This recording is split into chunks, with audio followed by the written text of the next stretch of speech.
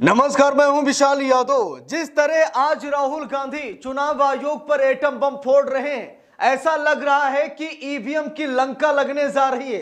दोस्तों, लंबे समय से मांग की जा रही है कि ईवीएम मशीन को बैन कर दिया जाए, क्योंकि सारी समस्या की जड़ ये ईवीएम मशीन है, जिससे सबसे ज्यादा फर्जीवाड़ा होता है। यहां तक कि विश्व गुरु के गुरु अर्थात डोनाल्ड ट्रंप ने भी ईवीएम मशीनों को सही नहीं ठहराया। टेक्नोलॉजी के बादशाह एलन मस्क ने भी ईवीएम मशीन पर कई तरीके के सवाल दागे हैं। सुप्रीम कोर्ट के वकीलों ने देश में बड़ा आंदोलन करके ईवीएम मशीन को हैक करने का दावा तक ठोक दिया है, लेकिन बावजूद इसके चुनाव आयोग हट पर बैठा है और बार बार चुनाव आयोग कह रहा है कि ईवीएम मशीन सही है, ईवीएम मशीन से कोई धांधली नहीं होती। लेकिन दोस्तों, सवाल यह भी उठता है कि जब ईवीएम मशीन से धांधली नहीं होती तो अमेरिका जैसे बिजी देश आज बैलेट पेपर की तरफ क्यों मुड़ गए हैं? कई बड़े बड़े देशों ने ईवीएम को क्यों बैन कर दिया है? यहां तक कि बांग्लादेश में भी ईवीएम मशीन को बैन कर दिया गया है। तो आखिरकार भारत में इस पर चर्चा क्यों नहीं होनी चाहिए? दोस्तों, आजकल राहुल गांधी वोटर लिस्ट को लेकर के और वोटर लिस्ट में फर्जीवाड़ा को लेकर और वोट चोरी पर राहुल गांधी एटम बम फोड़ रहे हैं। लेकिन अब सवाल यह उठता है कि आखिरकार राहुल गांधी ईवीएम पर एटम बम कब फोड़ेंगे? हम सभी को पता है कि सारी समस्या की जड़ ये ईवीएम मशीन ही है।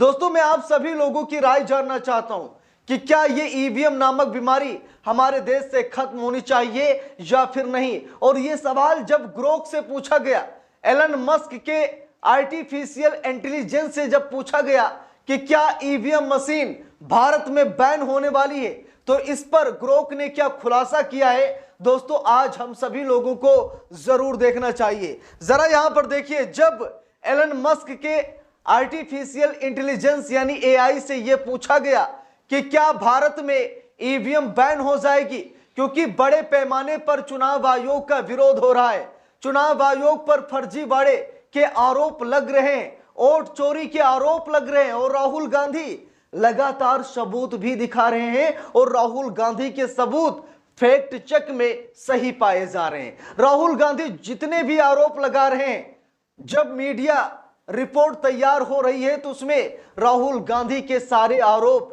सही साबित हो रहे हैं। तो इससे यही लगता है कि राहुल गांधी सही बोल रहे हैं, चुनाव आयोग ही झूठ बोल रहा है। जरा यहां पर देखिए, चुनाव आयोग का क्या रुख है, ईवीएम पर चुनाव आयोग का ताजा क्या रुख है, चुनाव आयोग ईवीएम को लेकर क्या सोचता है और ईवीएम मशीन को क्या मानता है, वो देख लीजिए। उसके बाद हम सभी लोग देश की आम आवाम की तरफ बढ़ेंगे कि देश की आम आवाम क्या चाहती है, बैलेट पेपर या फिर ईवीएम मशीन। देखिए, लिखा है चुनाव आयोग का क्या है रुख। लिखा है भारतीय निर्वाचन आयोग ने बार बार कहा है कि भारत में उपयोग होने वाली ईवीएम सुरक्षित और हैक प्रूफ है। ये मशीनें स्टैंड अलोन है, यानी इंटरनेट या किसी नेटवर्क से नहीं जुड़ी, जिससे हैकिंग का खतरा न्यूनतम है। अब चुनाव आयोग भी ये कह रहा है कि हैकिंग का खतरा न्यूनतम है, लेकिन चुनाव आयोग ये नहीं कह रहा कि मशीनें हैक नहीं हो सकती, यानी कि वो समय समय पर अपनी भाषा में बदलाव करता रहता है। कभी ये कहता है कि हैक करने की क्षमता न्यूनतम है, कभी कभी चुनाव आयोग कहता है कि मशीनें हैक नहीं हो सकती। लेकिन सवाल यह उठता है कि जब ईवीएम मशीनें हैक नहीं हो सकती तो अमेरिका जैसे कई बड़े शक्तिशाली देश, जो कि बहुत ही ज्यादा व्यस्त देश हैं, लेकिन फिर भी वो ठप्पे पर विश्वास करते हैं, तो हमारे जैसे देश में ईवीएम की क्या ही जरूरत है। सुप्रीम कोर्ट का फैसला, ईवीएम पर सुप्रीम कोर्ट ने अभी तक क्या निर्णय लिया है, क्योंकि सुप्रीम कोर्ट के वकील महमूद पराचा, भानु प्रताप साहब ने लगातार बड़े बड़े आंदोलन किए और उन्होंने चुनाव आयोग को यह चेतावनी दी कि चुनाव आयोग हमको ईवीएम मशीनें दे दे और हम उसे चौक चौराहे पर हैक करके दिखा देंगे, हम सुप्रीम कोर्ट में हैक कर देंगे, हम चुनाव आयोग के दफ्तर में हैक कर देंगे। फिर भी चुनाव आयोग अपने मुंह मियां मिट्ठू बन रहा है और बार बार ये कह रहा है कि मशीनें हैक हो ही नहीं सकती। अगर हैक नहीं हो सकती तो सुप्रीम कोर्ट के वकीलों को ईवीएम मशीनें क्यों नहीं दी गई? अब तक सुप्रीम कोर्ट का क्या फैसला रहा ईवीएम पर?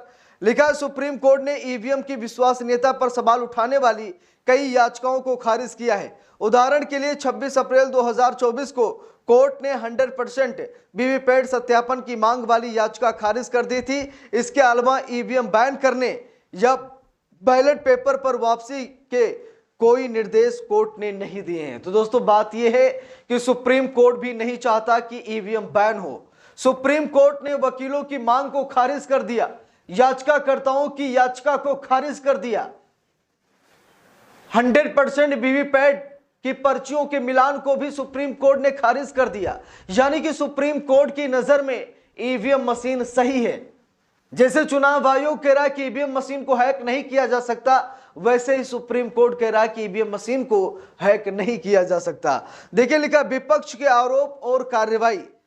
हाल के महाराष्ट्र विधानसभा चुनाव 2024 के बाद विपक्षी गठबंधन इंडिया ने ईवीएम में कथित गड़बड़ी का मुद्दा उठाया और सुप्रीम कोर्ट जाने की बात कही। हालांकि अभी तक कोई ठोस सबूत नहीं मिला जो ईवीएम की विश्वसनीयता पर सवाल उठाए और इस तरह के दावे को पीआईबी ने फर्जी बताया है। अब यहां पर देखिए दोस्तों, जो लगातार दावे किए जा रहे हैं कि ईवीएम बैन हो रही है या फिर ईवीएम से फर्जीवाड़ा हो रहा है, उसको लेकर के लगातार पीआईबी ने फैक्ट चेक किया और पीआईबी ने अपने फैक्ट चेक में उसे फर्जी बताया। लेकिन आम आवाम की क्या राय है, मैं जानना चाहता हूं। आप सभी लोग कमेंट करके जरूर बताइएगा कि आप सभी लोग क्या चाहते हैं।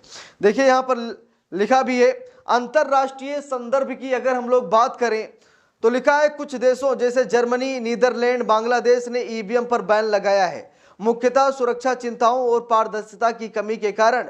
लेकिन भारत की ईवीएम का डिजाइन और कार्यप्रणाली इन देशों से अलग है क्योंकि ये इंटरनेट से कनेक्ट नहीं होती और वीवीपैट के साथ पारदर्शिता सुनिश्चित की जाती है। सामाजिक और राजनीतिक बहस के बारे में अगर हम लोग चर्चा करें तो ग्रोक ने यह जवाब दिया कि ईवीएम को लेकर भारत में हर चुनाव के बाद सवाल उठते हैं, खासकर जब विपक्षी दल हारते हैं, लेकिन इन सवालों को अक्सर तथ्यहीन या भ्रामक बताया गया है। ईवीएम के पक्ष में यह तर्क दिया जाता है कि यह तेज, सटीक और लागत प्रभावी है। संभावित चुनौतियां क्या है, ये भी हम सभी लोग देखते हैं। लिखा है कि ईवीएम को पूरी तरह बैन करने के लिए ठोस सबूतों, कानूनी बदलावों और व्यापक सहमति की जरूरत होगी।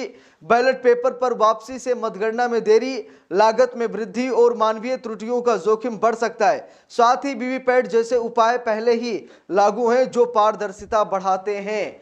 तो यहाँ पर दोस्तों लगातार जो प्रयास किया जा रहा है, लगातार जो कहा जा रहा है कि ईवीएम मशीन बैन होगी, लेकिन अभी तक ईवीएम मशीन बेदाग निकली है। जितने भी आरोप ईवीएम मशीन पर लगाए गए हैं वो आरोप तथ्यहीन साबित हुए हैं।